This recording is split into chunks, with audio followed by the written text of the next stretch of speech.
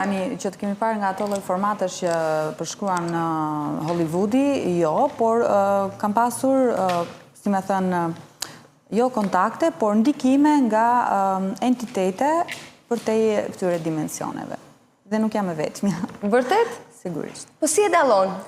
Si e dallon. Janë mesazhe her pas here dhe pastaj forma fizike mund të mos jetë aq e dukshme, por ka mesazhe. Nuk jam, domethënë, si t'ua specifikoj sepse duhet që të jesh, siç po thonim, në atë frekuencë dhe nuk ndodh për ditë, por që është një lloj prezence. Një shembull, edhe disa minuta do t'i marr pa diskutim se është shumë interesante. Shembull, po themi, të gjithë shembujt mund të jenë të ndryshëm për secilin në varësi të frekuencës. Mendon që shikon një drite për shembull? Urdhro? Në formë drite. Në formë drite ose diçka që ne themi déjà vu. Ti e ke parë një skenda e të përsëritet. Është një mesazh që mund të kesh marrë nga po themi nga një entitet pak më evoluar se ne.